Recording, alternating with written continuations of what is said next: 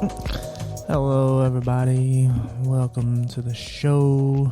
Bullet just jumped on the couch so he knows what time it is. It's podcast time today. Bullet, now would you like to say something to all your fans out there? You have fans, buddy. Here, want to say something? Yeah.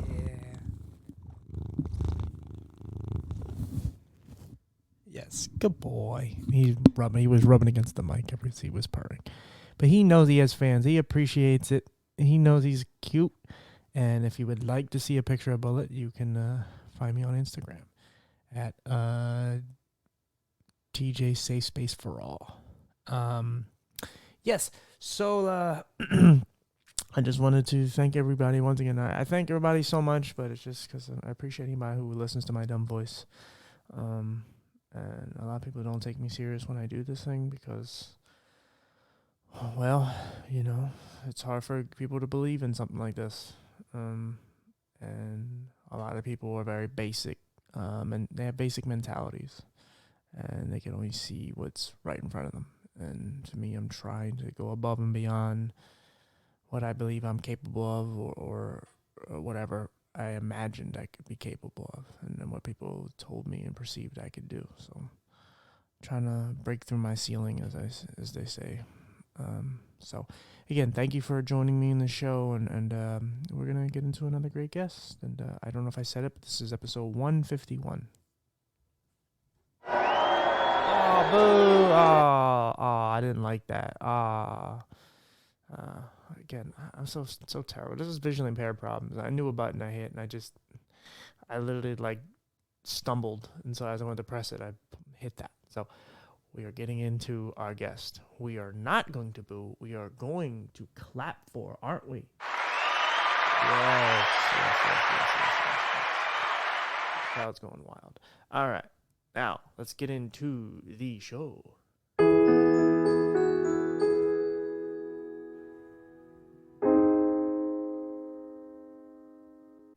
Okay, guys, we are back again. Another guest. I guess I should just stop saying where I find these people because it's always in the same place. Podmatch is just a great avenue to find good guests, and I highly recommend it, as I always do. But yeah, we kind of talked off and on here, but I finally got to get to know her a little bit here off mic and or off recording, I should say. But she's a really nice person, and we're going to talk about a topic that in bipolar,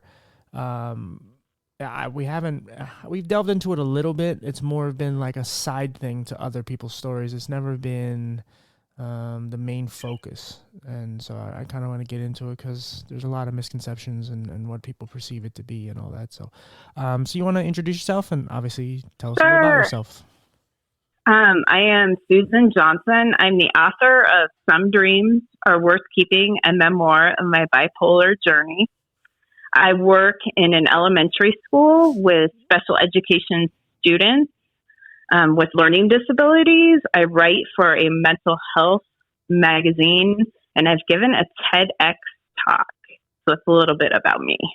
Awesome. Well, I mean, you told me to ask it, and we are going to. So why don't you tell people what bipolar is and how it affects you and has affected you? Bipolar disorder is a mood disorder.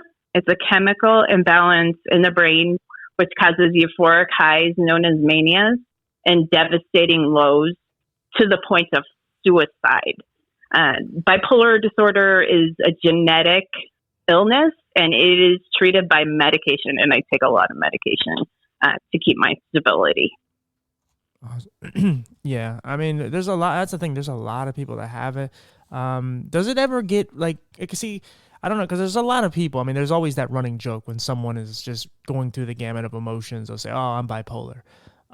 Exactly. Is there something that really stands out that kind of defines bipolar disorder over anything else? Like if there's one thing you could say, and again, it might not be one thing that defines it, but is there one real symptom or anything that can kind of? There are a lot of them. If you go to a doctor, there's a whole list. It's different. It's racing thoughts. It's spending sprees for some people. Some people have psychosis. Sex drive is increased. What else? Just the manias, and then the flip to that are the depression as well. Okay. The depressions are very, very, you can be really depressed to the point where you can't get out of bed. People don't shower. They have problem with hygiene, socialization. It affects friendships, family relationships, and all those types of. Now, you said this off mic earlier. Can you explain the manias? Yeah. I had my first mania when I was on a cruise after high school. I was celebrating my high school graduation, and I've never been a drinker. I've always been a just say no girl to drugs and alcohol. And that weekend, it was just, I was a completely different person. I was jumping on the tables, like in a bar, like just going crazy and dancing. And I remember being at a, like in the disco at night, and like banging on the window for the CJ to play Red Wine by UB40. I was sleeping. I wasn't sleeping at all. I remember I was journaling because you think you can like solve the world's problems. Mm-hmm. So I was journaling. And my friend that went with me got so irritated and mad at me. We ended up going our separate ways that weekend. And I didn't recognize what was going on. I knew something I think was wrong, but I didn't feel it was very scary. Okay. Yeah. No, I mean, everybody has these, like I said, when you hear about it, a lot of people, they have these like episodes where they're just obviously clearly not themselves. And I've heard about the shopping one too. Yeah. But the depression one, I think, is probably one of the more harshest ones to have, because they all affect you in different ways, but I mean, there's a lot of people that can relate to that more, because there's people that have that don't, have any diagnosis of bipolar disorder. Yeah, especially with the pandemic. Yeah. The past couple of years, I think that's affected so many more people. For sure. I mean, it is, because most people, when they relate to bipolar, or what they feel like, the main thing is that it's the constant fluctuation of moods. Is that for everybody, or is that just one? It's like a, like, I don't know, one of the qualities that you can have, or one of the symptoms you can have. It's like one of the more mainstream. Well, there's something, it's called a mixed mania. So you can go from like laughing to like crying within a couple minutes. Wow. If you're not medicated correctly. And then, the highs can last like a couple weeks, and the lows can last a long time too. Definitely something you want to go to a doctor for. But the problem is you don't feel like anything's wrong. And when people do try to point things out, you're like, I don't have a problem. You have the problem. Right. You go on the defense. Yes. And that's why it's really hard for a lot of people to get help. Does it ever, I mean, it may sound stupid, but does it ever make you really happy? Yeah, that's what mania, you're on top of the world. You don't want to come down. I mean, I've never taken drugs, but I understand that it's higher than any drug can possibly take you. Wow. Yeah, I mean, I think when people relate to it, they think it's mainly just you're sad or you're angry. And it's the happiness. Yeah, well, that goes along. Yeah. Some people, I would say the anger hits some people. I'm not a real angry person. I don't have a temper, but I know it's a big concern and problem for a lot of people that have bipolar disorder. I read about it in the blogs for BP Hope that I write for. They have like anger management tips. So that's hard for a lot of people. People end up in jail. I mean, it's a big problem. Yeah. Does it ever kind of get mixed in with like any of the other mental disorders like schizophrenia, or, there's a lot of them that kind of get all bunched in together? That doesn't mean necessarily they're the same. They're different. No, they're different illnesses for sure. Yeah, for sure. Yeah, and I can only speak from my experience with bipolar, but I know that, that I would rather have bipolar over schizophrenia. Sure. That's like, at least I can take my medicine for mine, but schizophrenia is a lot more difficult from what I've understand. Well, I asked that because a lot of those, it doesn't take much for the average person who's kind of closed-minded, that doesn't understand, to just automatically assume that you're crazy. Because you could be crazy just with mental health, just regular old sadness. Whereas, like, obviously if you're talking to yourself or your moods are constantly shifting, some of them, like, like I'm always talking about the disabled community because I'm a part of it, but also how, like, our logo is a guy in a wheelchair, yet the majority of us aren't in wheelchairs. So a lot of times they kind of get pushed into one category. It doesn't mean they actually are the same, but sometimes they get swept under the same rug. Sure. And even like with one of the kids I'm working with, we think that there's a good chance he has autism, but he talks to himself, so it's just different for everybody. That's the bottom line. Yeah. And I think another thing, like, it's also to how you've grown up and how many friends you have. Because sometimes if you don't have many friends and you're very lonely, you'll tend to talk to yourself. And it doesn't mean you're actually, like, you have any of those conditions. Yeah, that's true. You just need someone to be your friend. And it's like, well, who's better than your pet or yourself? That's what we're talking about. Cats are the best, right? Right. Yeah. But I mean, even like, I talked about it when I was a kid on here before, where when I was like in the hospital and I was almost dying, I would always have my toys, and I had my stuffed animals and my music, and I would talk to them, and I made this like invisible shield around me. Even though I was in excruciating pain, I found ways to kind of cope with life and be happy. And it was in a time where I was, like I said, in immense pain. I didn't have skin and hair fell out and everything. So like I was in such bad pain, but I was able to create this alternate world where I still had friends and I talked to them. And, I still had my mom and stuff, but my toys were, and my stuffed animals especially, were like my friends. And yeah, I know it's a difference from being a 4-year-old and a 30-year-old, but sometimes not everyone has the privilege of having a lot of friends or having a lot of people in their life. That's a lot of my success is because I have a huge support network of people in my life. I'm very blessed. I know not everybody has that. And so I consider that a big blessing for sure. Definitely helps. Was there some people that kind of disappeared for a while and came back, or was there, because I know you can run people off from how you were acting. Oh my goodness, especially if you're in mania. It's a very unstable time. So people don't really, want to be around you when you're like that. I know that it affects a lot of marriages too, as you can imagine. Yeah. Was it hard for you to kind of like look back at all of the chaoticness that you brought on other people, even if they didn't ever tell you that you were a problem? But was it hard for you to really like address what you were going through back then? There's only been one friend, my best friend, that has really like walked through my entire life with me. So there hasn't been, like I feel like a lot of friends that I've lost per se, because I've moved many places. So there's my one, and I consider my sister.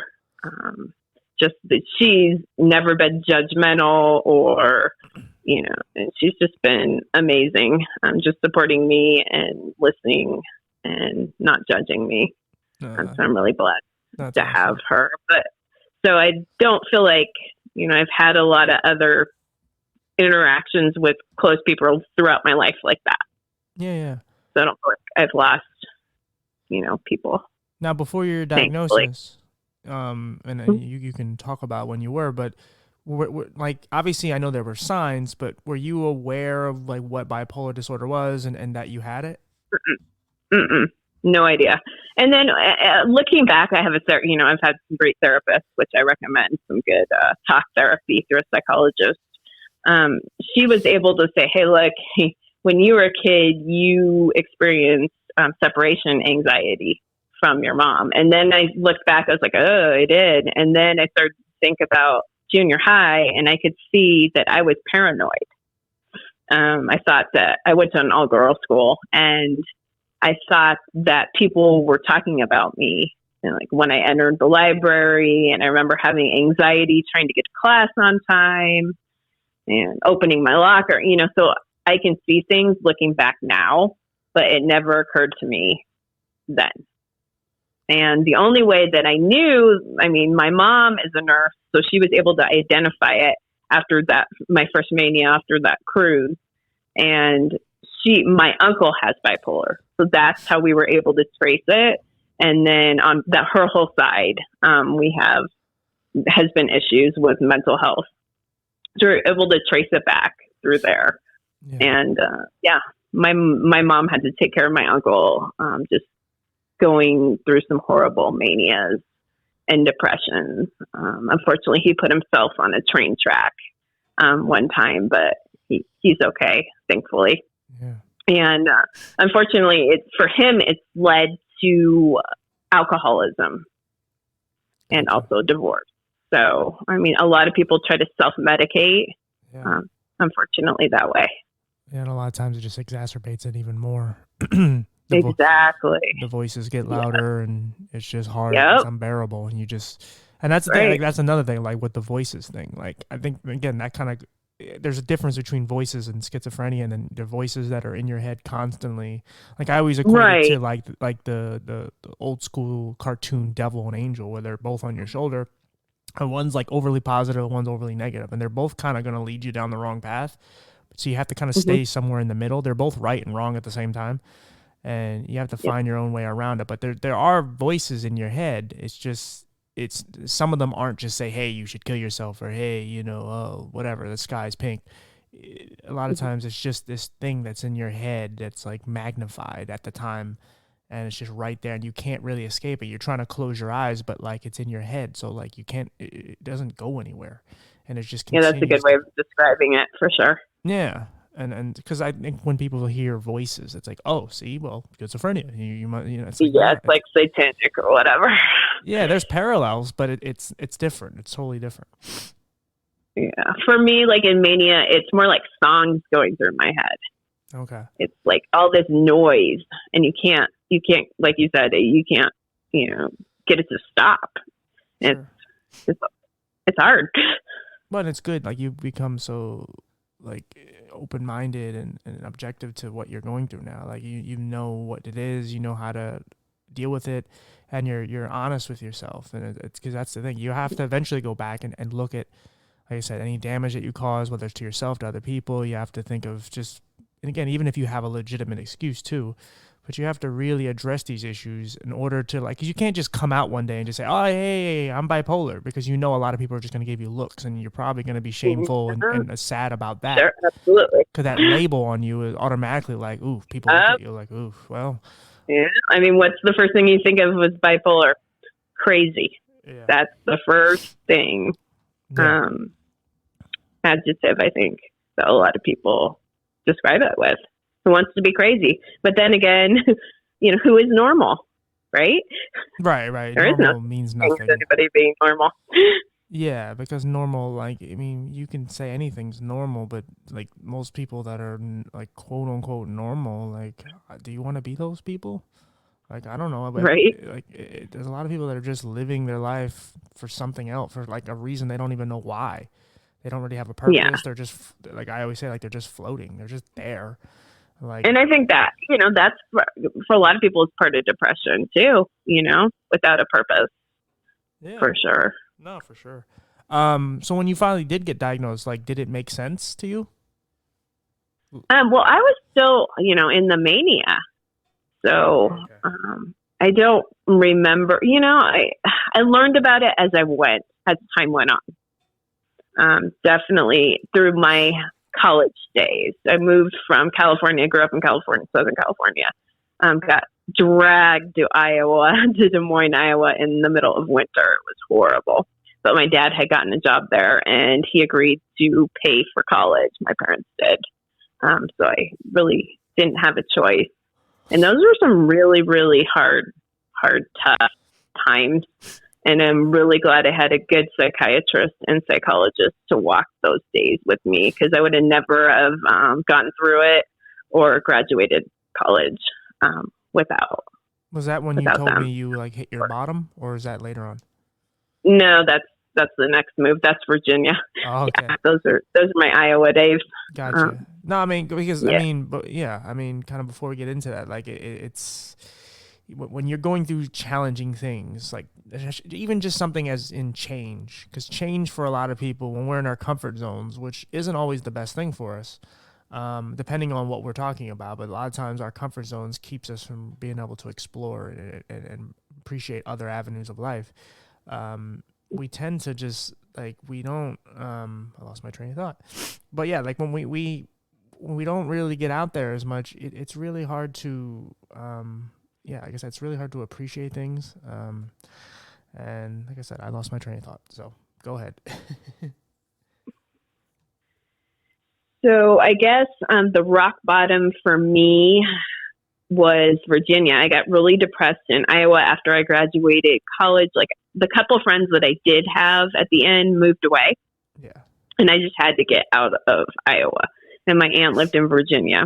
Yeah. So I had a chance to move there, and I took a job working in a kindergarten classroom, which was just nuts. I was an assistant. It was just a crazy, crazy year. And so, but I didn't have a good doctor. So I was only taking an antidepressant, and he like wouldn't call me back. So I became, I was taking no medication. Oof. And that's when everything just, I hit rock bottom. And then my parents kind of talked me into seeing another psychiatrist. And I kind of lied about it. I kind of denied that I had bipolar, even though I definitely did. So he started putting me on anti-anxiety medication, and I lost weight. I weigh about 150 pounds. I'm 5'6". I weighed like 100 pounds back then when I hit rock bottom, because the medicine, I didn't want to eat on it. That was like one of the side effects for one of it. Yeah. And then it wasn't a toxic, definitely verbally abusive relationship. Nothing good came out of that. And my parents ended up saving me, and they moved me here to Las Vegas, where I currently lived. I lived with them, which I didn't like. I was on my own, and then all of a sudden I'm back in the house. But that was okay. I needed to do that. I needed to heal. We found a really good psychiatrist here in Vegas, and that became just wonderful. And then I ended up meeting my husband and working in the school, which I've been working in for 15 years now. Yeah. So. The train of thought that I lost, which still fits with this, is that, like when you're going through these things like change, it is great to have people around you to help get you through it, because when you're in those, there's so many things that can just spiral down faster than they're really going. In your head, it's just going all too fast, and it's just an anxiety attack. It's like, oh my God. And it really is good to have those around you who can just kind of calm you down and know you best, that you trust, who can kind of get you out of your mood. And then in your case, like hitting bottom and you're in a bad place, obviously the medication was for a good reason, but then it also had its own effects, and then the relationship, and it just piles on to the point where you feel like you're underground, you're buried, and you can't get out, you can't breathe. And, yeah, sure. And then with your family being able to just pull you out, like maybe it didn't feel like the right decision at the time, but obviously in hindsight now, you know much better. Yeah, for sure. Yeah, I mean, you definitely moved around a lot. I did. It was kind of neat, though. I got to see different parts of the country, and you appreciate how different people, are in different parts of the country, and seeing things. And I think I do well in Vegas because of the weather, because we have so much sun. It was really hard in Iowa. Had the seasonal effects. So I would experience mania in the summer and then depression in the winter. That's because it's like darker and more rain and colder. Cold. Yeah, it was horrible. The snow. I'm like, I'm good. Not living in that anymore. I'm good. Yeah. Cold. Well, that I mean, look, I'm not a huge sun person, just because of me and my eyes, sensitivity to light and whatever. But there is a different feeling you get from it. I mean, they say you get the vitamin D from it. So it does benefit your moods. It's just, and then that's what they say. Like places like Seattle was like one of the suicide capitals of the country because it rains so much, and it's always dark. Yeah. And so it impacts people's moods tremendously. And a lot of people don't think about that because he's like, oh, it's rain. Who gives a shit? But there is something to it. Yeah. Oh, for sure. I couldn't live in that climate. No way. Yeah. Nope. What made you get into like the field that you're into now? I had that. I wanted to be a teacher since I was a little girl. I grew up with my best friend's mom was a teacher, and she was fantastic. Everybody just loved her, and I knew she loved her job, so I kind of emulated her growing up. Yeah, And it's one of the more important jobs in the world, like especially in this country, just alone. Like it means a lot because you're impacting people on a daily basis, negatively or positively. You know, it's just like you, firefighters, cops, you know, doctors and nurses. Like there's a small group of people, or small different types of professions that really impact people daily, regardless of what they get paid or not. They are the most impactful in society. And if you screw up, you can screw up royally because you can push a kid in a totally different direction than he was going. True. And the thing I had to learn is I am an assistant. I am not a licensed teacher because when I went to college, see, bipolar disorder, it's set off when you have a lot of stress, it triggers. So my psychologist, I was going to school, taking the classes, and my psychologist like pointed out, she's like, you're not going to be able to be a licensed staff. She's like, the stress is going to take you over the edge. And she's right. So she's like, there are a lot of opportunities in the schools to be working, you know, as support staff and to be doing a lot of other things that you'll be able to handle. And so that was heartbreaking at that point when I was in college, you know, and I had to dream a different. It didn't look like the way I wanted it to look like. And let me tell you, the stress that I see in my building, I'm so glad I don't have my license. I have the best job. I just work with the kids. I don't deal with the parents. I don't deal with paperwork. So I really think it's a blessing for me that she pointed that out. Yeah, absolutely. But that was hard. Good pre-warning. Is that something you have to notify them though about like your past? Nope. No. Oh, absolutely not. Oh, no. Nope. I didn't think you would because I mean you think there was some sort of legality to that, but you know I just wondered. Yeah, right. But I mean, you know, sometimes they find ways to get around anything nowadays. But that's good. I'm glad. And you work with what, special needs students? I work with kids that have learning disabilities. So kinder, first and second. Yeah. I get to work in the classrooms with them. Sometimes I do small groups or I'll work one-on-one, you know, helping them focus or depending on what level they're at. But I love it. I have the best job. Well, I really do.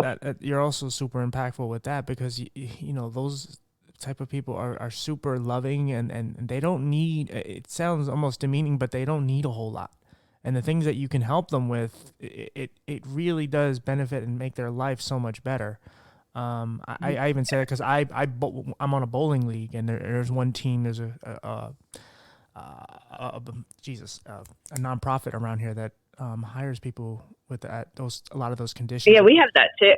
Yeah, we have something like that too. Yeah, and they're on our bowling team, and actually we just played them last week, and they're pretty good. But it's not even that. Like, they're so friendly, they're so loving. They love when you just give them a high five or a hug or elbow bump, and they're just so gratified just by the little things. And like I always say, like, they're like the simpler versions of us. Like maybe when we were kids, you know, like Bubbles like entertained us, and now it's like we can't help it because we don't have this color shirt. So now we have to go buy another color shirt because we don't have it because it doesn't match this. Like we're so enamored by the nonsense and things, and we can't help to buy something on Amazon we don't need, and then they don't need that stuff. Yeah. Very simple. Yeah, they're very simple, and it may seem bad to say that, but that's the truth. And they're funny. If there's anything to make me laugh, oh my goodness. Yeah. Never, you know, it's never. No 2 days are ever alike. I think that's why I like it. Well, you never.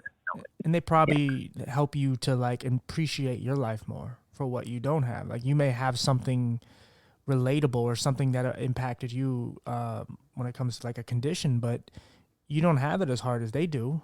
I mean, maybe they don't know it as how hard they have it, but they do. And you know, life can, you can see how precious life can be, and how hard it can be for some other people. And it's great when you can be on the other side of it and realize like, okay, like, yeah, maybe I don't have it great, but look what these guys go through, and like they're still smiling, they're still enjoying life, and like, what the hell's wrong with me?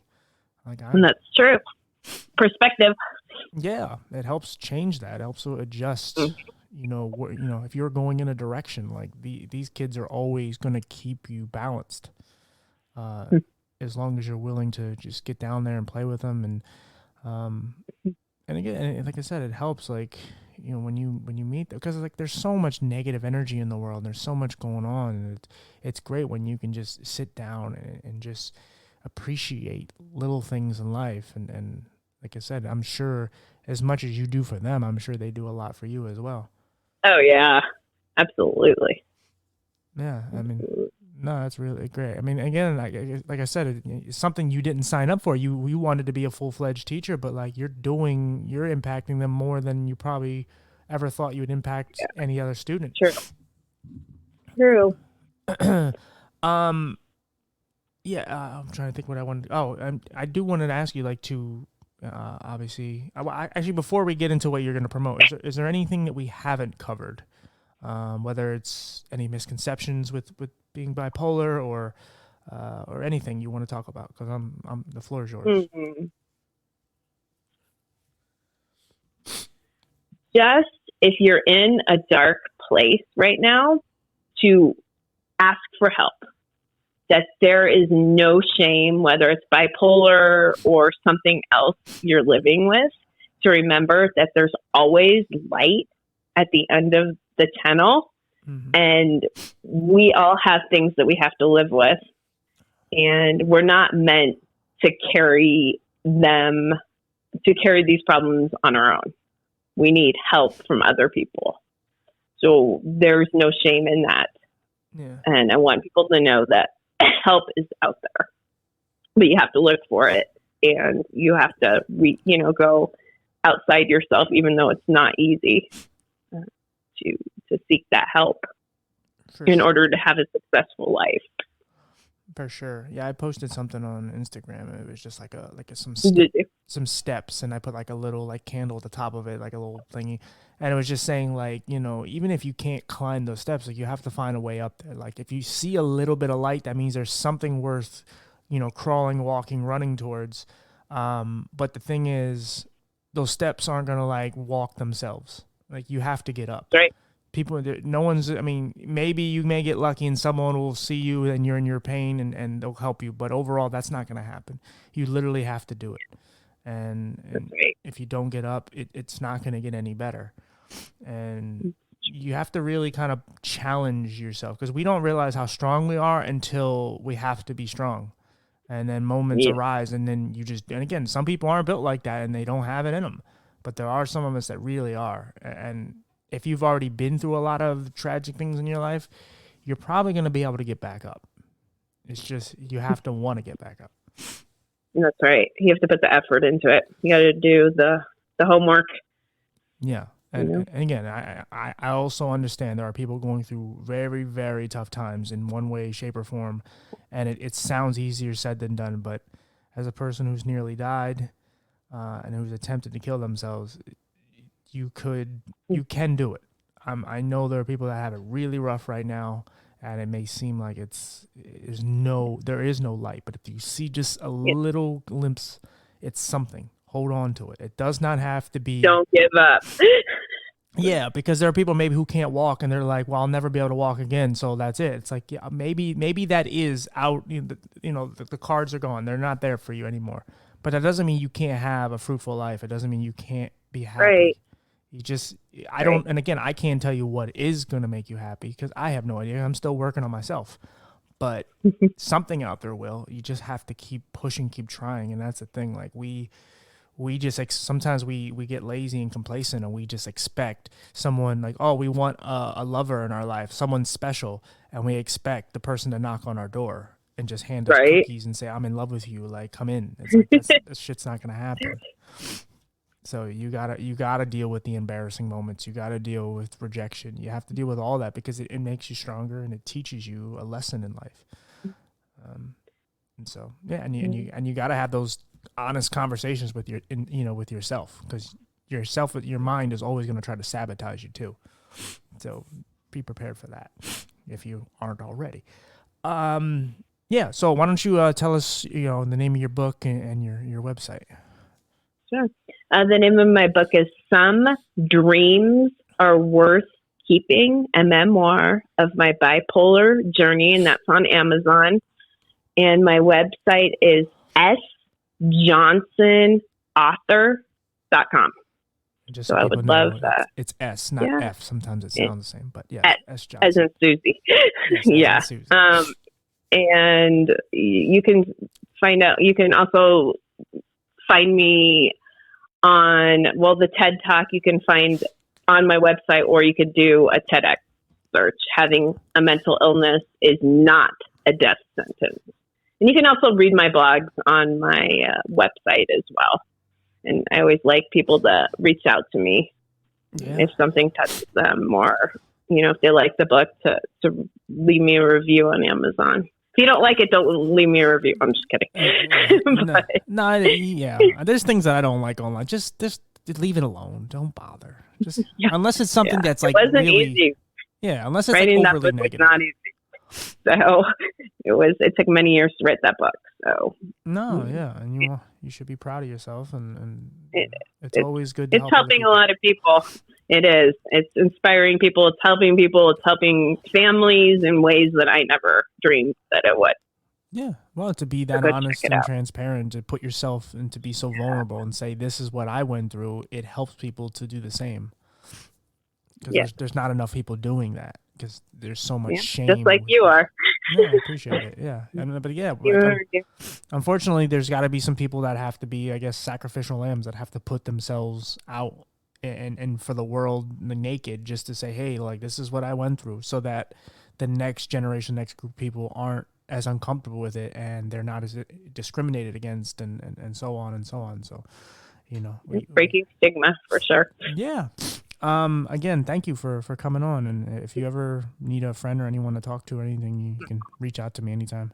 Of course, I'm also sorry about your cat. Thanks for having me. Thank you. Thanks for having me, and you reach out to me as well. Yeah, and I want to see a picture of the new kitten when you get it. I sure will. Okay. I'll send you a picture of the new kitten. Well, congratulations on everything all your success, and hopefully you continue to go further. And like I said, I'm here anytime you need anything. And thanks for coming. Thank you, Timothy. All right, we'll talk soon. Okay. Bye. Okay. Bye. That's delightful. I don't know if I don't think we addressed it, but her cat died. She didn't say exactly when, but like it just died. I don't know if it was today, but and she's gonna get a new kitten. So I'm laying here with my buddy Bullet, who I love dearly, my best friend, and and I've talked about my other cat dying, obviously, and animals, death to an animal, it's rough. It's really, really rough. I don't understand how people don't treat their cats and their dogs and any of their pets like their children. I don't have children, but even if I did, I don't know if my kids would take precedence over my animals. They would be equal. But I love them dearly, and I don't want anything bad to happen to them. And so I'm glad she's trying to move on and trying to find another cat, because her animal was very therapeutic to her. So, but yeah, rest in peace to her animal. Excuse me. And me and Bullet are going to go, and we're going to snuggles. Maybe watch something on Netflix. You want to say goodbye to the people, buddy?